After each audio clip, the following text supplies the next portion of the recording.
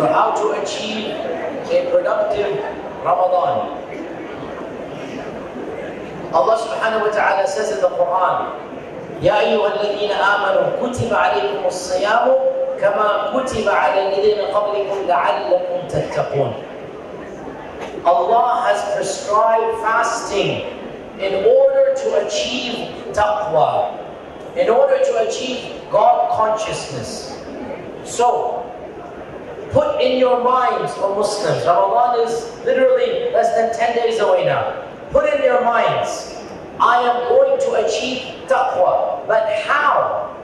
How can I achieve God consciousness via Ramadan? What are the specific mechanisms of achieving taqwa in Ramadan? Number one, the fasting itself is the ultimate expression of sabr and control.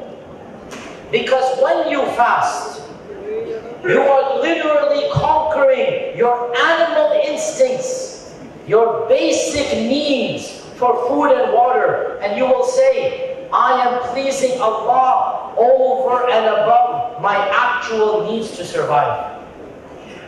What greater sign of Iman is there than to give up food and drink, especially when you're hot, you're sweating, especially when you need, and you say, no, I will give that up for the sake of Allah subhanahu wa ta'ala. The mere act of fasting is bringing about amount of taqwa. Number two, increase in Quran. Every single day, be realistic, O Muslims. Those of you that are students, perhaps you cannot spend 2 hours reading the Quran every single day in Ramadan. Don't let shaitan come to you and say, if I cannot spend the whole juz, I'm going to give up. No, you do what you can. Reading some Quran is better than reading no Quran. Reading half a juz is infinitely better than reading no juz. Reading 1 page is better than reading nothing. Look at your schedule and put into it daily an amount of Quran. Make your Ramadan productive by reading the Quran every single day. The month of Ramadan is the month of the Quran. Number three, be generous extra in Ramadan. You will say, Sheikh, I'm a student, I don't have any money. And I will say, generosity is not only from money. Generosity is from your akhlaq. Generosity is from your time. Generosity is from your smile. Be nice to people, and that is being generous. The whole of Ramadan, you must be on your best akhlaq, your best manners. And that's why our Prophet ﷺ even said, don't be angry when you're fasting. Control your anger when you're fasting. And that too is an act of generosity. Number four, as a part of the routine of Ramadan, to be productive, make dua every single day, especially when you break your iftar. When you break the siyam and you have your iftar. Our Prophet ﷺ said, the one who is fasting, when he makes dua at the time of iftar, Allah will never refuse his dua. So every single day, right before you break your fast, and that's the most difficult time, your stomach is growling with hunger, the samosas and pakoras wafting into your ear, your tables are spread. What do you guys drink here in Pakistan? There's ruh afza. You have ruh afza? Yes. So the ruh afza is not, I don't like ruh afza personally. It's like Robitussin coffee juice. I don't like it, sorry. But khair, some people like ruh afza. Good for you. So you have the ruh afza there. If you can concentrate with the pakora in front of you, you can concentrate and say, no, just 2 minutes. Let me raise my hands before Maghrib. Because when the adhan comes, then no problem, eat mashallah. Before Maghrib, by few minutes, raise your hands to Allah. And remember what the Prophet ﷺ said, the one who fasts, when he raises his hand before fasting, Allah will never turn his dua. So this is one of the ways to make it productive. Another way to make productive Ramadan is to pray every single night a little bit extra, as much as you can. If you can pray all the Taraweeh, 20 rak'ah, 8 rak'ah, whatever it is, 20 rak'ah, pray all 20 rak'ah, no problem. If you say, Sheikh, I cannot have an exam tomorrow, I have to study whatever, I say to you, okay, pray in your house shorter. In every rak'ah,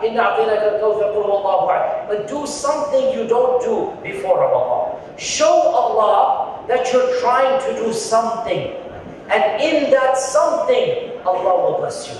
Do extra in Ramadan every single night.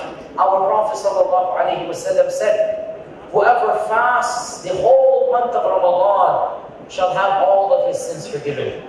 Whoever prays every night of Ramadan shall have all of his sins forgiven. So make sure, O Muslim, after Salat al-Isha, every single night, you pray something extra that you did not used to pray right now. That's one of the most important ways to have productive Ramadan. And then of course, the cream of the crop, the pinnacle, the queen of Ramadan is Laylatul Qadr. Laylatul Qadr.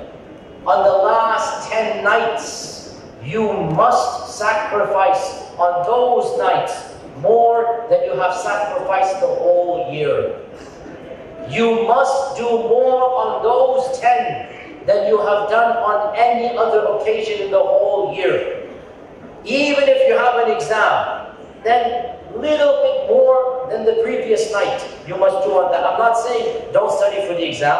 I'm not saying fail the exam. I'm saying do more than you have done any other night. That's all I'm saying. And still study for your exam. Because Allah wants deen and dunya. Allah wants you to pass your exam, and Allah wants you to pray qiyam, and you can do both, inshaAllah ta'ala. Schedule from now, and do put it into your mind, I'm going to do this, inshaAllah ta'ala. And brothers and sisters, most important point, and I've said this multiple times, it is not the quantity, but the quality of your actions.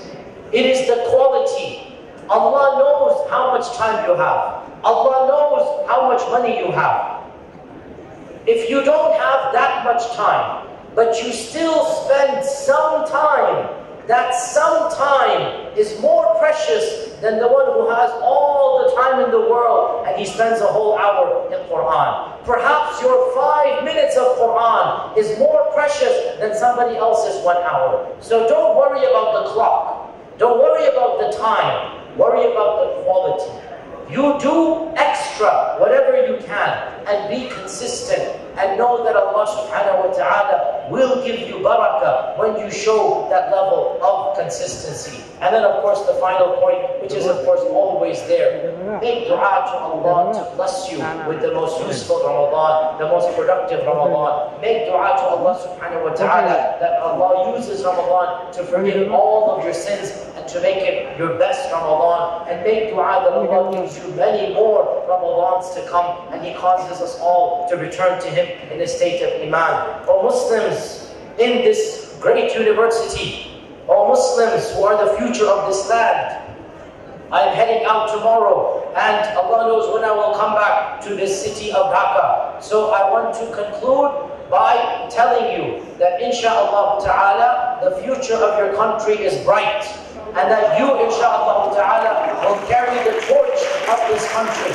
And that insha'Allah, we are just seeing the beginning of the change that we've already seen. I'm advising all of you to do the best that you can. Our hopes are in you. O Muslims of Bangladesh, you are inspiring the rest of us. So do not disappoint yourselves and do not disappoint us.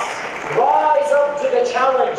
Allah has blessed you and given you an opportunity. Come together under the banner of the kalima. Show us the izzah of Islam. Reclaim your own heritage in this land. And insha'Allah ta'ala, I pray that this land and all of you become beacons of light for the ummah. Shining beacons of light that the rest of us can find inspiration from. And I want to conclude by asking all of us to join in a loud takbir. A takbir that will be heard across this country. A takbir that will be heard in perhaps a neighboring country that might not want Islam, we're going to make them hear how much we want Islam. Takbir!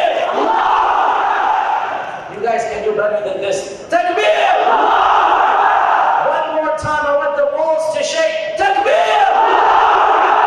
Jazakumullahu khairan. Assalamu alaikum wa rahmatullahi wa barakatuh.